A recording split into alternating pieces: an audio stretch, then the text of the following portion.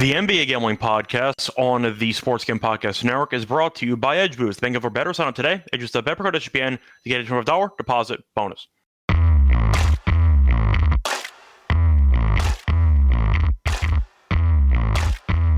And welcome everybody to the NBA Gambling Podcast here on the Sports Game Podcast Network. It's currently Saturday night, May 24th, around 8 p.m. Eastern Time. I'm Reichel, Reichel, once again going with Lonte here to get into the Game 3 matchup between the Knicks and the Pacers. Believe it or not, Terrell may or may not have been scheduled for this game, and I decided to not make him do it. So we decided to give him the day off because, once again, pretty rough stretch of basketball for the Knicks. We'll get into the recap of the Game 2 action in a second. Lonte, though, how's it going with you? Unfortunately, we might be headed to two very quick series, which is not fun. But in general, how are you enjoying the action? Man, not bad. I thought the game was good, though. I mean, maybe not the result for Knicks fans, but really good game. But yeah, I'm enjoying good Saturday, man. We got some good weather here, so just enjoying it. Got the baseball going, so yeah, ready to talk some hoops though. Yep. I do want to point out that the Yankees actually did beat the Rockies today, so a good baseball day for us. But I do want to point out that the baseball card's been doing a good job of, I'd say, carrying the emptiness now that we have in the NBA, because with the conference finals now in action, we used to have some day games going on Saturdays and Sundays where you'd have something to tie you over. We had some good WNBA games, though. You had the Fever against the Liberty today. But the point is, for the most part, baseball's been doing a pretty good job, at least for me, of distracting me from the absence of NBA action that I'm so accustomed to having on Saturday. But overall, should be a pretty fun Game 3, both tonight with the Thunder series and Game 3 taking place tomorrow between the Knicks and the Pacers. Before we get into the actual recap of Game 2, a reminder, they have a discount code on the merch store right now. So we're having a promo code, which is 20% off everything in the merch store by using the code DGENS at checkout. So NBA Gambling Podcast stuff, you can use Tennis Gambling Podcast stuff, WNBA Gambling Podcast stuff, you name it. Point is, whatever the merch you actually want, the discount applies to. Don't forget to use discount code, once again, DGENS at checkout for 20% off everything in the merch store. Starting off with the first game that we have to talk about, which is, of course, the recap of Game 2 before getting into Game 3. The Knicks lost again. They've lost both games at home. We've seen the exact opposite situation from the Knicks last round against the Celtics, where they stole both games on the road. Now the shoe's on the other foot. So the Knicks have lost officially both games at home. Thibodeau, we're going to talk about in a second. Not a good game by him, but the Knicks ended up losing a close game, 114-109. Pacers were off to a great start immediately. Knicks came back, and then the Pacers were able to jump the Knicks early in the second half to set the tone again. Fourth quarter was close. Pacers jumped them again early, and the Knicks tried to come back at the end, fell a bit short on that Brunson missed three-pointer, and the Pacers got the rebound, hit some free throws, game was over. So I'm going to ask you where you want to start, because the Knicks definitely needed that game. It was a must-win game, and it came down to the wire. But Indiana, once again, did just enough to outlast the Knicks and win the game on the road. Yeah, I mean, start off with just credit to Indiana, man. They weathered the storm. Pascal was unbelievable in that first half, kind of carrying them. I think he had a little bit over half of their points in that first half. I mean, he was getting to wherever he wanted, whenever he wanted. I thought the defense for the Knicks was a little bit better outside of some pick and roll stuff. But once they finally got into a rhythm of getting that high pick and roll with Cat, like Cat has been he's been awful. Like he's been completely awful in the series defensively. Like it's not Enes Kanter bad, but it's not good. I'll tell you that much. It's pretty bad. Yeah, I mean it's close, man. He is getting barbecued. Like every pick and roll, he's getting scorched, and he's playing so deep in the paint and the drop coverage that I mean they're walking into mid-range jumpers, or Tyrese is just stepping back and hitting the jumper, or like Nembhard had a couple going. Like and I understood why. I mean, I know we're going to talk about Tibbs, but I understood why Tibbs didn't put him in the game to start. Like, I get it. Like, he was getting roasted, and they had no answer for it. Brunson was getting roasted as well. I didn't think he did. I thought he did a bad job of, turning the ball over. Although he had 9 assists, but I didn't think it was a great floor game by him by any means. So credit to the Pacers defensively. I mean, I just got to give credit to the Pacers, man, because I was completely wrong on both of these games. Completely wrong. Well, not totally wrong, because I picked the Knicks to win in 7, so it's still a slight chance. But man, credit to the Pacers, man. They are resilient. I just didn't see it seemed like when the Knicks got down, they kind of just like, okay, well, we're just going to mail it in. Whereas the Pacers, they just relentlessly fight, and claw. And, I mean, you got to respect that. Good job by Carlisle. I thought the UNC legend Tony Bradley minutes were big to match with Mitchell Robinson. Just having a big body out there. I mean, he didn't do a ton, but just having a big body out there to kind of battle with Mitch and try to keep him off the glass and be as physical with him as possible. I thought that was beneficial to them.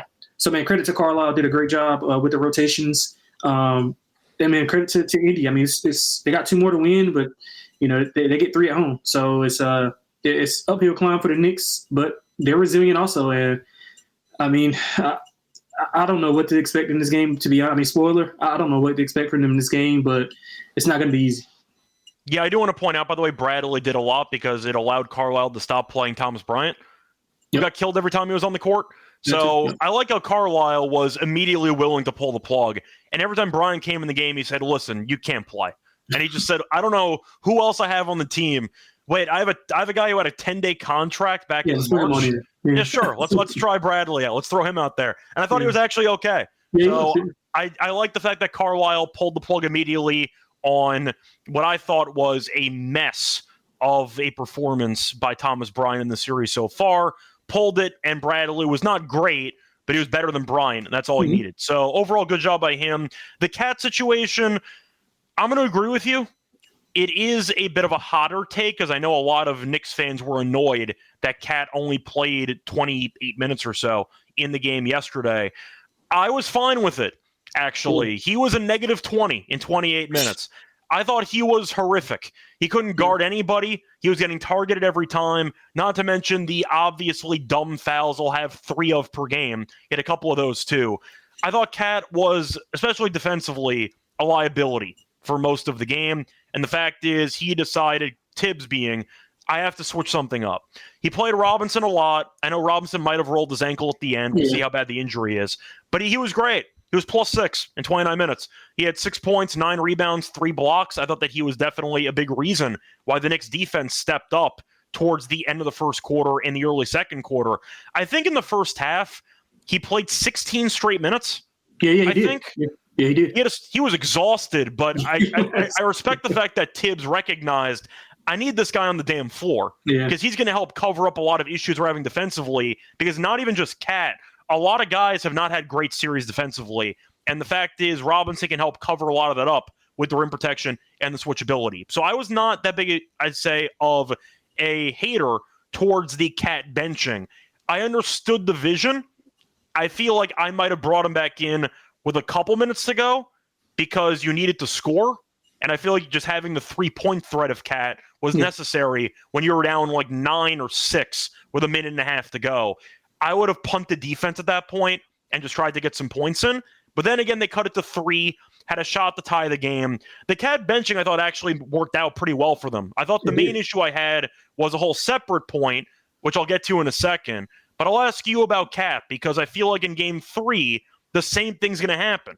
My question is, what can Cat or the Knicks do to change coverages to hide Cat? Because we know all year long, we roasted the rim protection numbers, we roasted the defense for the last couple of years.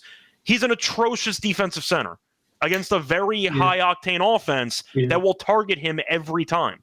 So what can the Knicks really do? Yeah, that's a good question, man. I mean, I think Tibbs is asking himself that because he's so good and so he's so gifted offensively that it's kind of like you got to have a trade-off. But he's just getting he's getting smoked in that pick and roll every single time. And the Pacers they don't generally do the matchup hunting to the extent that other teams do. Like they pretty much run their stuff. And then if they find something here or there, they'll go to it. But they constantly were finding him in that pick and roll. And if it wasn't him, it was Brunson. And I thought that the 2 big lineup was a little bit better because they were able to hide him in the corner. And they were able to put Mitch in that pick and roll. And Mitch is way better at defending. But I think the effort is just not there for Cat. I don't see a ton of effort from him. I mean, he's just so far back on that pick and roll.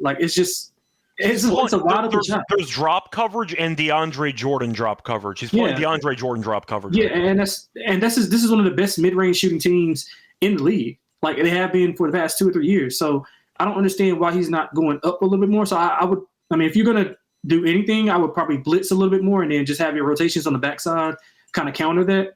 But to answer your question, I mean, he's just got to be better. I don't think it's a schematic thing. He's not showing any kind of effort at all. I mean, like you can see them getting confused and like pointing at each other. I mean, Cat was just like all over the place. Like he's not running back on defense. He's complaining a lot to the refs on offense. I think the effort level just has to be up. And if he's going to do anything schematically, I would probably blitz Tyrese a little bit more, or just tell your guard, hey, you got to fight over that screen. Like you got to just fight over and make him stick his leg out, and maybe you get an offensive foul, but you can't let him, go under that screen. Like you got to fight over it. Besides going under, are you going to start hedging? Do you trap now? Do you ice screen? Yeah, I mean, you got to change something. Yeah, you got to try something because obviously in 2 games, it's not work. Like it's evident. Like it's evident that he is just getting barbecued with no effort. Like he's not even, sliding his feet or anything. Like it's horrible. So I think first of all, Cat has to put in the effort, number one, and then number two, I mean, you kind of can mix some things up as far as like you said, hedging. I prefer them to do a lot more blitzing. Tyrese doesn't see a ton of blitzing, so I'll be interested to see what they do in the blitz scenario. Well, I think the defense on the backside is good enough to kind of rotate and scramble drill. I think it is, but it also could be problematic because if you end up blitzing and you end up setting up basically a 4-on-3, Indiana's so selfless and the spacing is so solid, you might end up giving up a bunch of free layups at the rim. Would you go zone? The problem is they tried zone with the backup lineup in, and they gave back-to-back threes to Shepard and Siakam. Yeah. And they immediately went out of the zone because you just saw 2 incredible play designs by Carlisle against the zone where McConnell's dribbling through the middle, and then they just send Shepard out to the top of the key, wide open 3. Then they blow a coverage because Campaign and Mitchell Robinson both go to the low man, and Siakam's wide open for 3. Right. I remember that. Yeah. Tibbs said, you know what, we're never trying zone ever again, and they just gave up on the zone. So I mean, but you got to try it. It didn't work last game. Yeah, you got to try something, man. I think they've been more. I think they've been more efficient with the 2 big lineup. I really do. I don't have the numbers in front of me, but I do think they've been a little bit more effective with that 2 big lineup. But I'm interested to see how Mitchell responds because you can tell that his energy went down a little bit after he rolled that ankle. I mean, he wasn't like the same. He was still giving effort, but you can tell he wasn't moving the same. And I think that kind of like previewed Indiana to kind of get to the glass because they got a couple of a big offensive rebounds down the stretch that they probably wouldn't have normally got if Mitch was kind of at 100%. A pure scramble, like effort drills where you see Nemhart running around, tapping balls, and Neesmith had a couple as well. A lot of effort there, and that helped Indiana ice the game potentially. I do want to point out, though, when you talk about adjustments that could be made, I'll get to the Thibodeau stuff in a second, don't worry. Do you have to bench Josh Hart? Because you're mentioning the double big lineup here, and if Hart's not going to be an offensive threat, and you want to play Robinson 30 minutes, assuming he could handle it, and assuming the ankle's not too bad, you have to punt Hart, right? Because Bridges and Anunoby can at least shoot. Yeah, that's another thing. I kind of like Hart, but I like him as a player too, but this matchup doesn't seem to be working for him. Yeah, something's off. I don't know if it's just like schematically, but he's getting the looks, just not making them. And then I thought he was really good in game 1, but game 2 he kind of looked lethargic. I think he only played like 24 minutes up until the 4th quarter, and he's generally like top 2 or 3 in the league in minutes played. Yeah. Before you get to the Tibbs thing, like I thought Tibbs did a horrible job in the 4th quarter. It was tied with like 81-81, if I'm not mistaken. I'm getting to that. I was saving that to the end. Yeah, I wanted to mention the Josh Hart thing. Yeah, we're on the same page with that. But yeah, the Josh Hart thing, I'm kind of torn between because he gives you a lot more of those offensive rebound opportunities to kick out for threes. But again, you got to sacrifice something. And I guess who would you play? You would go with McBride a little bit more? I mean, either McBride or if you want to just go for the double big lineup and Hart's the odd man out, you go Brunson, OG, Bridges, Cat, and Robinson. Yeah, I don't like I think Hart was solid in game 1 because he ended up having 13 rebounds, 7 assists, but he's only had 14 points in the entire series. He can't shoot. Yep. He had the one game against the Celtics where he hit like 6 threes, so they were daring him to shoot. But the point is, if Hart's not going to help space the floor properly, then what's the point? Because your defense is getting killed anyway. Yeah, that's true. And you could play Cat, of course, as a stretch 4 and let Robinson roam for screening and do that kind of thing. Yeah, you got to do a little bit. Yeah, I mean, everything's on the line here, man. So I wouldn't be surprised if we see players we haven't seen before, maybe see some Achua. Like, you got to do something, man. You got to, because what you're doing is not working. Game 1, okay, that's fine. You let one get away. Game 2, you got outplayed by one guy in the first half. You were, I think, towards the middle of that 3rd quarter, they went on a little run there. I think Carlisle does a really good job of like stop the bleeding before it gets like really, really bad. Oh, no, his timeouts are usually pretty solid. Yeah, he does a really good job of that. And I thought they came out, and I want to say that Siakam got a and one off the pump fake on Mitchell Robinson, and that brought him within maybe like 3. And like that, they got to be better at like being able to, okay, we're up 6. Let's kind of extend this to 10-11 and not go down to, okay, it's tie game. So I thought they got to do a better job of that. But again, they haven't been playing a lot from in front. So I don't know if they just are better off coming from behind, or like I don't understand the like game or the mindset when they're in this game and they're playing from in front, because they've been in a position to win both of these. Obviously, the first game, but they were in position to win this game more times than not. They were up at the half. Yeah, and I thought they were. I mean, they should be in trouble because of Tyrese said it in the post game. He was like, "Hey, we played probably the worst that we're gonna play outside of Pascal, and we're only down 3." So, like, I thought that was telling as well. But yeah, man, he has to do something, bro. Tibbs has to do something. Yeah, and that's going to take us to the last point, and we're already at the 16-minute mark. We have one game. This is also going to segue into Game 3, so it's why we're kind of spending more time on the Game 2 stuff. I got to mention the start of the fourth quarter. I agreed with you about the Cat benching. Did not bother me. I thought Cat was horrible. I was fine with benching him. They're tied to start the fourth quarter. A reminder that this is Tibbs we're talking about. Right. The guy that will play all of his starters 45 minutes in a random regular season game in January. And yet the biggest game of the season, a must-win game at home to avoid going down 2-0. This man started campaign for this fourth quarter. Are you out of your damn mind? Brunson's on the bench. I don't care if he's sick. I don't care if he's injured. Doesn't matter. It's a tie game in a home must-win playoff game. You have to play Brunson for the entire fourth quarter. You don't have a choice. Nobody else is doing much offensively. You need Brunson, who they still can't guard. He hit every mid-range shot he could think of last game. That was so impressive. He was hitting literally everything. It was a just guaranteed isolation offense. So you had to use him. And he decides, you know what? We're going to bench Anunoby and Brunson for Robinson and Payne. So you're playing 3-on-5. You're playing 3-on-5 offensively for about 3 minutes. They get outscored by 9 over those 3 minutes. They bring Brunson back in. They lose the game by 5. You started campaign in the fourth quarter of a tie game? Yeah, that's in the conference finals? That's horrible, yeah. That's where my mind was blown on that. You are out of your damn mind. Yeah, Campaign should have never touched the floor again. When he dribbled down the court, basically bounced the ball off his own face and fell over for a turnover in the first half. He should have never been on the court again after that. Campaign is not a good basketball player. And the fact is, I know that he's occasionally a heat check guy. He thinks he's the best player on the court whenever he steps on the court, when he's always number 10. That's not a good sign. But the point is, Payne got run time. If it was McBride, I would have been more okay with it. I still would have had an issue with it anyway. McBride's played well, though. There's no way after that first half that Payne had that he should have ever seen the court in the fourth quarter, let alone of a tie game to start the fourth quarter when you're down 1-0 in a playoff series. That is nuts to me. That is coaching malpractice. That was one of the dumbest decisions I've seen in the entire round. The Cat benching, fine. The Payne one was crazy. At least keep Anunoby on the court so maybe he can actually shoot. You bring Mitchell Robinson in and campaign? How are you going to score points? It doesn't make any sense. Because Josh Hart was on the bench too. Let me actually see who else was Josh Hart, OG, and Brunson all started the fourth on the bench. Bridges was there, Cat was there, and I actually don't know who else was on the court. I think Mitchell and Payne. I think it was McBride. Did they use McBride and? Yeah, they used McBride too. They had McBride and Payne out there with no OG. Okay, so wait a second. The lineup to start the quarter was Campaign at the point guard, McBride at the shooting guard, Bridges at the small forward, Cat at the power forward, and Mitchell Robinson at the 5. What the hell are we doing, Tibbs? What the hell is that? Yeah, that's bad, man. As your shooting guard, McBride? Come on, man. Brunson. It didn't last like 1 or 2 minutes. This was like they got killed. They got absolutely murdered. They lost by 9 in 3 minutes, and they lost the game by 5. It was absolutely insane. Yeah, I feel like if you were going to make the argument for Brunson being exhausted, No way. reminder that he was in foul trouble in game 1. He didn't even play 45 minutes in game 1.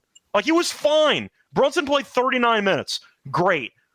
In the regular season in regular season in January, you're playing him 44. He's got to play 43-plus minutes. It's a must-win game. For me, 48. 48, whatever. You want to give him a Jokic breather in the second quarter? Fine. Yeah. But, Yeah. 39 minutes, Tibbs, you play everybody 45 minutes. You have no choice. I agree with that. It was mind-blowing to me. Yeah. Yeah. A McBride and Payne backcourt to start the fourth quarter with Brunson on the bench is inexcusable. And as far as I'm concerned, fireable. He might keep his job anyway because they made the conference finals. Yeah, he's going to keep I'm just saying that is something that cannot happen. That is absolutely nuts unless Brunson went to the locker room with some injury, which he did not. That's the only way that would actually make any sense. Yeah, He benched Brunson for no reason and put himself in a 9-point deficit for no reason. It was insane. Yeah, I don't really. We can go on and on, but yeah, that's you cannot do that. They're sitting there for 5 minutes. It's 4 minutes. It ended up being what 3. Are you doing? It might have at least one of them back. It might have been set up for 4 or 5, but it was so bad they rushed Brunson back after 3 minutes. It was 3 minutes. Yeah, that was just, bro. That was so bad. And that they have the depth because their lineup. I think they still had Tyrese on the bench because he generally starts the fourth on the bench and then comes in to close. I want to say they had maybe Nembhard on the bench as well. Another starter, one of the two. It was McConnell cooking. I don't remember if Siakam was on the court or not though. Yeah, I can't remember, but I know Tyrese generally starts the fourth quarter on the bench. But he did, and I know McConnell played well. So he's been amazing. I swept the podcast. I had Brunson points and I had McConnell alt PRA. Yeah, he's been amazing. As a monster. Every time he shoots the mid-range, I think it's going in. I love McConnell. He's such a good backup point guard. He's so good. The Nash dribble around the baseline is just so good. And then he holds it. Yeah, I love that guy. Yeah. His PRA is so good in all these games. Yeah, but either way. It's going to be 16 plus tomorrow. It might be. I got it at 13.5. He had 15. It was great. So I ended up sweeping the pod. It felt good. But either way, anything else you want to add? I know we're going to move on to game 3 in a second. We have an ad read to do, but it's going to segue, which is why we spent 23 minutes on it, because a lot of what we're going to talk about is what adjustments you can make from game 2. But I had to end off with the Cam stuff because that was the ultimate decision that has to be talked about, which was insane. So there you go. But you have anything else you want to add? No, I think we pretty much hit it all. So anyway, before we get into the actual preview of Game 3 of that same series, a reminder they're brought to you by EdgeBoost. They're the first ever bank account for bettors. A reminder, they're ensuring that all your gambling transactions are approved, no usage fees, no imbalance, cash rewards as well. All your gambling transactions are approved, including your betting deposits. Sign up today, EdgeBoost.bet, promo code SGPN. When you deposit $25, EdgeBoost deposit, EdgeBoost.bet, promo code SGPN. We're also brought to you by Underdog Fantasy because they're going long for the NBA playoffs with their extender bonus. Hop in Game 1. And the longer the series goes, the bigger the bonus gets. To be honest, that promo kind of sucks right now, but we'll see what happens moving forward. That might be a rough boost. Anyway, point is, you could also sign up for a new account with the promo code NBSGPN. You get a special pick and a first-time deposit offer up to 1K bonus cash on fantasy promo code NBASGPN. Welcome back, everyone, to the NBA Game Podcast. Finished going through the recap of Game 2 in that Knicks and Pacers series. Time to move forward to Game 3. Pacers laying 2.5.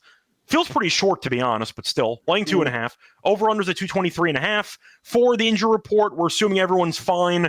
Robinson rolled his ankle. He better play if the Knicks want to have any chance of winning this game. But either way, point is the Pacers are up 2-0. They're going back home. So the same thing in the Cavs series, though, last round. And the Cavs did win Game 3 in Indy. So we actually did see the road team kind of fight back a little bit. I'll ask you this, though. Do you agree with me, though? 2.5 feels very short. Yeah, it does. And, just numerically, it's probably about right because they opened 4.5 in Game 1, which is probably the true power rating. And then you adjust it from the must-win for the Knicks, and you get to, the 5.5, 6, or 6.5, whatever it was. But, yeah, I think it is probably a little short, being that what we saw. And, let's just think about it. The Pacers haven't played a complete game. They haven't played well. Pascal played well in one half. They all didn't play well in that first game until Nesmith, turned into Steph Curry. Yeah, they had arguably the greatest offensive stretch in the final 6 minutes in an NBA playoff game of all time. But besides that, they haven't really done much consistently. Yeah, and that was pretty much just one player doing that. Pretty much. So, they haven't played well. I know Tyrese had a double-double yesterday, but he was not particularly well. He had a lot of assists, but a lot of those were like transition, like pushing the ball. So I think that's one thing that the Knicks have to clean up. They have to get back in transition. I think eight rebounds too, though. Halliburton did some stuff. He was solid. But as far as him being like aggressive whenever they needed, like Pascal for after that first half, I mean, you can kind of see he was a little bit winded from like carrying him. So I thought Tyrese should have stepped up and been a little bit more aggressive on the pick and roll. But what he was doing was he was kind of getting the switch, trying to find the cutters, and the Knicks have not been doing a good job in the half court of defending those cutters. That's how Nembhard got over Hart late in game one in the overtime to put them up one. So I think the Knicks have to do a better job defensively, but just like from a pure like eye test perspective and what we've seen, 2.5 seems a little short. And I would say that it's more so a lot of uncertainty. We talked for 15, 20 minutes about the Knicks and what we would change. We have no idea what they're going to do. Like the Pacers, they still have another level to hit as far as how they play, like their performance. Like the Knicks played well in game 2. They played well in game 1. And they still lost. Like, so I got to take the Pacers here, man. I really do.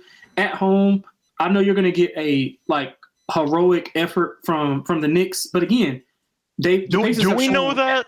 We thought we'd get that in game 2. Do we know that?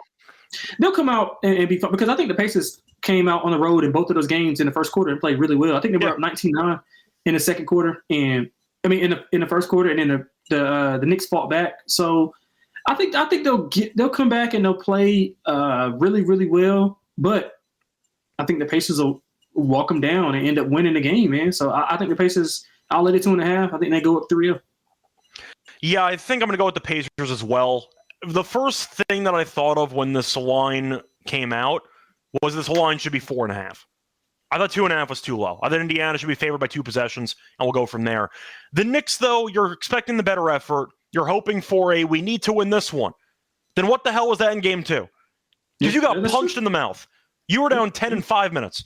You no-showed the entire start of it. To one player. The one player. Siakam set the Pacers record, I think, for most consecutive points to start a playoff game. And they were open. Like, he was wide open. Yeah, he was wide open. But the Knicks, in that must-win game, no-showed the first 8 minutes, and I'm like, what are you even trying to do at this point? Yeah. Then they came back, they blew it again, and then they were able to make the game competitive, but then Tibbs sabotaged the game with the fourth quarter substitution pattern. So the Knicks might end up winning this game because the Pacers we saw kind of fumble the same spot in game 3. But I don't trust the Knicks enough to actually make the adjustments necessary to get back into the series. At the end of the day, Cat still can't guard anybody. Hart still can't shoot. The backup point guard situation's a mess. Payne better not see the damn floor if you're Thibodeau in game 3. They have problems. Brunson can get whatever he wants offensively, but Indiana's turned him mostly into an isolation guy, with the exception of all the flopping and the free throw stuff, whatever.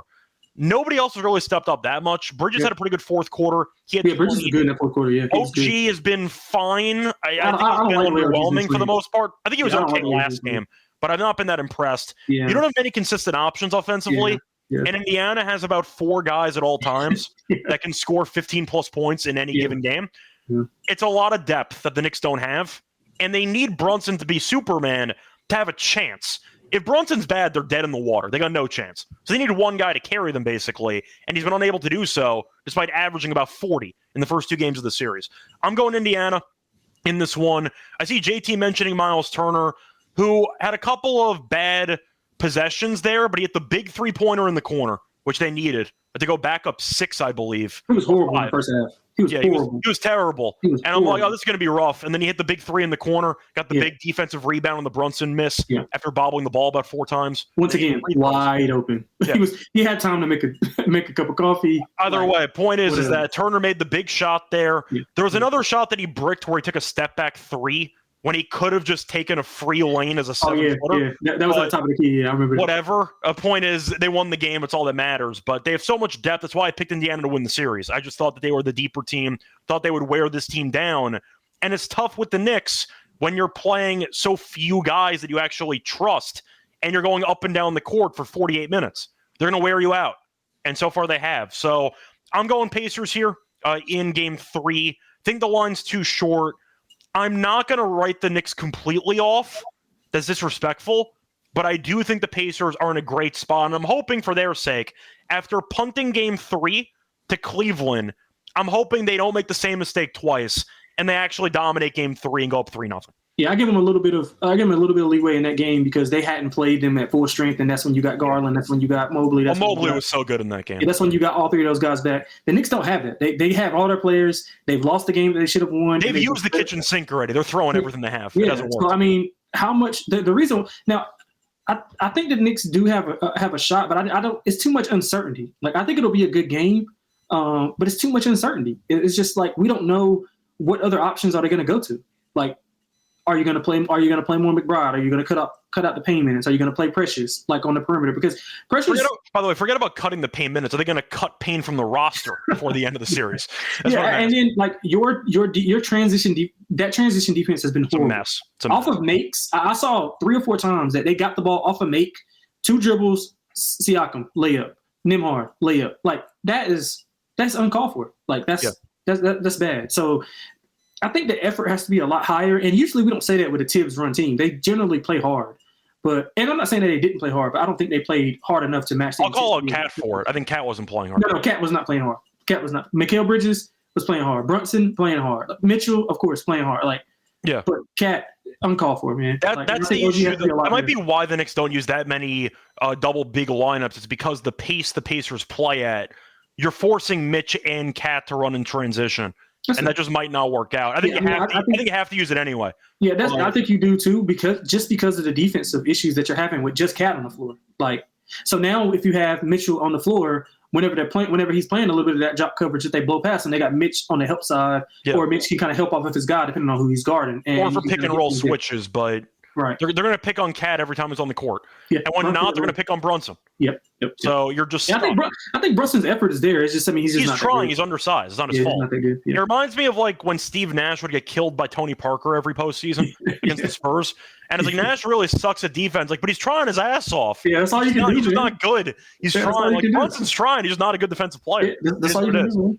But I do want to ask you though, for the sake of the series, because I know we're both picking Indiana to win Game 3. First of all, over under. It's tough because the Knicks have to go with Mitch playing more minutes, which would support the under. But Game 3 was ugly. Game 2 was ugly for the entire first half, and the game still almost went over because the second half exploded. Right. So I'm going to ask you: do you like the over or the under? Yeah, I like the over. I think because of what you just said, I think the efficiency had been there, and you got to think like the Pacers got a lot of their points in the first half from just one guy, so they weren't spreading the ball out. I don't think either team shot the 3 particularly well. People think that the Pacers shoot a ton of threes. They don't really shoot a ton of threes. They kind of live in the mid-range at the rim. Hallie and Turner, they'll take their threes here and there, but Neesmith didn't really get going. I think Nembhard hit a couple early, but I think both teams will be efficient in their scoring. I think the pace will be there. The Pacers obviously are going to try to run at their pace, and the Knicks have shown they've been able to run with them. It's just, can they sustain it for 48 minutes? So I still like the over. I think both teams, even if they walk it up and play that 2 big lineup, I think they'll be able to score efficiently, similar to what we saw with Brunson. He scored 8 straight points doing the same. Not the same move, but he's doing an iteration of that same move from either side. Turn around left shoulder, turn around right shoulder. It's going. And then somebody the defender switches on him, and they haven't seen it yet, and he pump fakes layup to the rim. So that's efficient scoring by Jalen Brunson. He just got to get some help. Okay. Do want to ask you, by the way, just in case you were wondering, last year they played. Series won 7. Do you remember how many road games the Knicks won in that series? 0. That is correct. The home team won the first 6 games, and then Indiana won Game 7 on the road. Yep. So the Knicks have to do something they didn't do last year, which is win a game in Indiana. But Brunson was out Game 6 and 7, right? Or did he hurt in Game 6? Brunson, I don't think missed any games, but he couldn't move. Okay, okay. Yeah, that's what it is. You want to hear a great joke, by the way? You know who actually led Game 7 in scoring? I'll give you a hint. He had 39 points. Damn. Game 7? Obi? Yeah. It was Dante DiVincenzo. He had 39 points in Game 7. Oh, he was draining threes. Yeah, they lost by 21. Nobody cared. But it's just worth pointing out DiVincenzo had 39 points. No, Brunson played in every game. He just ended up only having 10. He had 17 points. He couldn't move in that last game. But I do want to ask you, though, because I was going to bring it up earlier, but I'll bring it up now. We are both picking the Pacers to go up 3-0 in the game, in the series. I do want to ask you, though, if you want to know the historical context, no team in NBA history has ever lost the first 2 games at home in a conference finals series and won the series. It's never happened. So if the Knicks want to do this, they got to make history. Yeah. So just to be clear, with Denver, right? Came close with Denver. Yes, Denver. That wasn't the conference finals. Oh, you said conference finals. Okay, I'm sorry. Because Minnesota lost to Dallas the round after. You're right. No, so you have to lose the first 2 games of the conference finals at home and then come back and win to make it to the NBA finals. Never happened before. I'll ask you, if you had to go for a % chance on the Knicks to come back and win this series, single digits, or you got it somewhere in the teens? What percentage you got? I'll give it 11%. Okay. Jalen Brunson's number. Jalen Brunson is 11, right? Yeah. I'll give him, because he has to play 48 minutes, be efficient. He has to dominate the pace. He's got to get a little bit more from Cat, but I'll say 11%. They got 11% chance. I'll go a bit lower because it's never happened before, and because Tibbs is the head coach. If you had like Spoelstra or somebody else who would not be afraid of ripping the entire playbook out to come up with new stuff, maybe that can get interesting. Yeah. With Tibbs there, 5%. Okay. At this point. That's fair. You have to win 2 road games. And you have not even won a game in Indiana last year when you needed one too. It's rough. And the fact is, we mentioned all the flaws the Knicks have. I don't know what other moves they have. Yeah, that's what I'm saying. You mentioned Achua. I don't like Achua, but if you want to throw in some other guys who can help rebound and do some stuff, sure. They're kind of out of moves. Because Brunson's averaging about 40, and they've still lost both games. Yeah. It feels like Cleveland last round. Mitchell was averaging 40, and they still lost both games. Yeah, but they had an excuse, though. They had guys banged up. The Knicks have no excuse. No, but that's my point, though, is that the Cavs at least had an ace in the hole. They had Mobley missing game 2. The Knicks have nothing. Like, I don't know what the Knicks are supposed to do besides hoping that Brunson and Cat and either Bridges or OG combine for what, like 75 in a game? Yeah. It's tough, and they can't get a stop. Defensively, they're a mess. So I'll go with a 5% chance the Knicks have of coming back and winning the series. Winning 1 game in Indy, maybe. 2 games, I don't see that happening. So I'll go with Indiana as well in the series, but you're going to give them an 11% chance because of Jalen Brunson. Yes. Anyway, do you want to ask you, though, for props in this game? Is there anything you actually like, any takeaways you saw from game 2 that might carry over into game 3? Yeah, I'm going to take Mikal Bridges' PRA over. I think he's been pretty steady. He's been doing a good job defensively, as good as you can do. They probably got to flip that matchup and put more Mikal on Siakam than OG. I thought he did a good job on Halliburton, though. So you kind of have to pick what you want to do. Yeah, that's true. But I would probably put a little bit, because maybe Siakam's a little bit more familiar with how OG defends him, because they played together for so long and they were, for that championship run. So maybe you want to switch that up there. So I think, but Bridges, he's been consistent. He's been playing well. I thought that he's been the steady player that he should be, especially in the fourth quarter. Like, he showed up really good in the fourth quarter, while Brunson and OG were on the bench. So I think Mikal Bridges' PRA over is going to be one of my favorite plays of the night. Yeah, if you want the number there, it's at 25.5. Yeah, I like that. For reference, he's had at least 27 each of the first 2 games. 25.5 is actually plus 110. You can find 24.5 at minus 114 on FanDuel. So you can go with that. If you want to go for the head-to-head, by the way, he has gone over this number just pulling it up right now, in 4 of the last 6 against the Pacers. So something to keep in mind. Plus, if you want to go for guys that need to play 40-plus minutes, Bridges played 45 last game and 46 in game 1. He'll play probably 45 again. So he's never going to leave the court. So I don't mind that angle. You have anybody else you want to talk about? I was looking at Obi. I think Obi will have a bounce back game at home. And if the game kind of gets away from the Knicks, you'll obviously see a little bit more players in there. I also like Deuce McBride. I like his threes. He's been getting the looks. He's been getting the minutes. Just hasn't been able to knock 3. He'll knock his first one down early in the game, and then he just can't hit another one. Yeah. Which is so, and I've been betting it every game. I think I got plus 130 and then like plus 150. So I'm banking on him. You can get some plus money on that. I might ladder him to hit 3 or 4. Yeah, I'm wondering if I wanted to take a shot with Mitchell Robinson blocks. 1.5's the alt line. It's plus 235. He might play 30 minutes. Yeah, he might. The problem is the messed up ankle. We'll see how bad it is because he's an injury-prone player. But I thought about that at plus 235. That could be an interesting angle there for a guy that needs to be on the court because damn, Cat can't guard anybody. Robinson rebounds, though, is at 7.5. I didn't mind that. He's had 8+ rebounds in 6 of the last 7. That could be intriguing. -110. Yeah, that's pretty good. I would look at that as well. 7.5. So that's an option if you want to go for it. He has gone over this number in each of the last 2 games against the Pacers. Played 30 minutes basically in game 2. Could be an option there. Thought about actually making a case for Mitch Points. If they go to the Hacker Robinson strat, which they actually went to a couple of times later on in that game, and we saw him split a couple of free throws, but 4.5, maybe. He caught a lob from Payne. It was the only good play Payne made all game. But you could argue maybe Robinson Points is worth something. Yeah. I'll skip it. I'll just go with the rebounds there at 7.5. Brunson's been a monster. Do you want to go back to him? Do you want to avoid him? What would you do? Because Brunson now, I'm gonna stay away. But like, would I be surprised? No. But I'm gonna stay away from the high number, just in case all those other guys step up and have, if like OG, Mikal, and Cat have like 85 points there. I mean, between those 3, I'm gonna just bank on them playing well to win the game. Yeah, I do want to ask you though, for the Pacers side of things, anybody you like or hate for the sake of props for this game? I think we talked about it, but I don't think we actually bet it. But Neesmith went under, right? He had 12. It was allowed at 12.5. I think he had 12 points.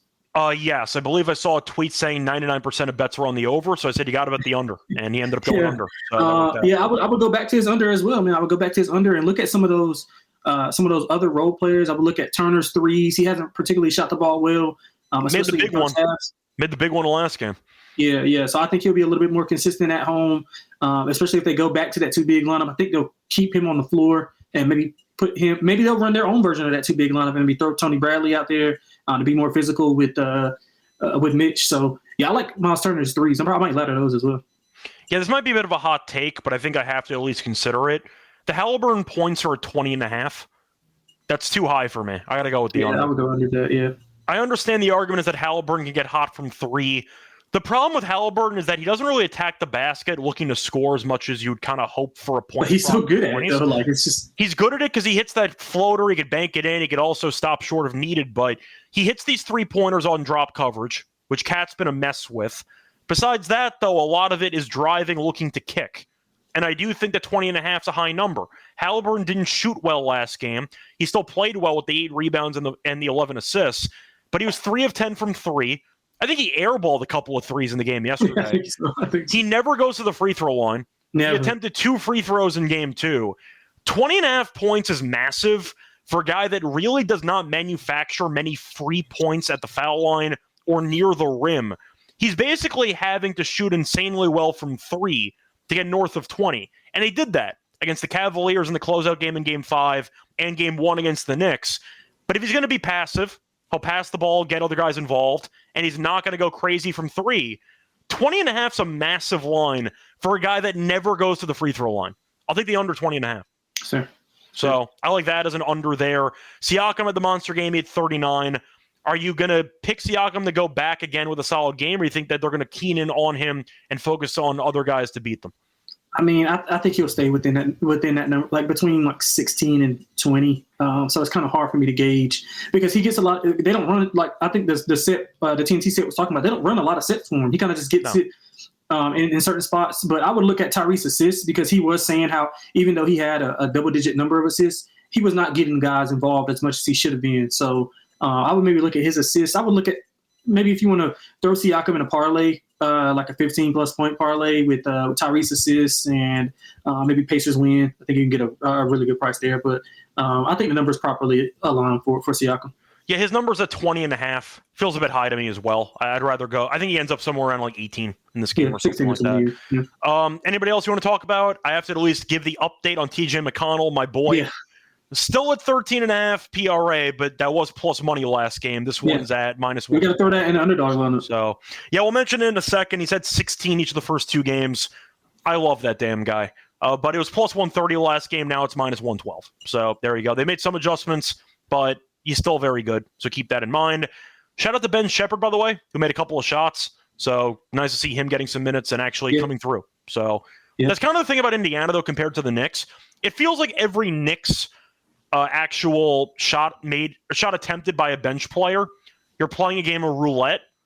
where each Indiana bench player feels like an actual like coin toss. Yeah.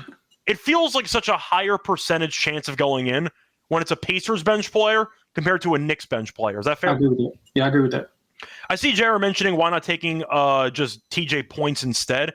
Yeah, you could do that as well. That's 7.5. 9.5 points is plus 168. He has had exactly 10 in each of the first 2 games. The concern is that he had no free throws in game 2. So you'd have to rely a lot of mid-range jumpers and finding some separation against either Robinson or against Cat on switches. I don't mind that. 7.5, kind of a key number because you get 4 made 2-pointers, and he's not a good 3-point shooter. 8.5, those plus 122. I don't hate that too. That could be an option if you want to go for that as well. Anyway, anything else you want to mention? Should we move on to the lock and dog plays? No, we can move on to the lock and dog.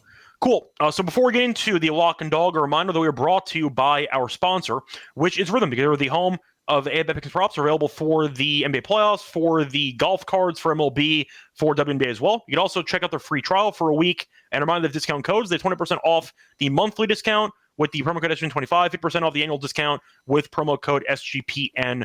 That's Rhythm, promo code SGPN25, SGPN50. Sign up for the 7-day free trial by going to sportsgamblingpodcast.com. That's RITHMM.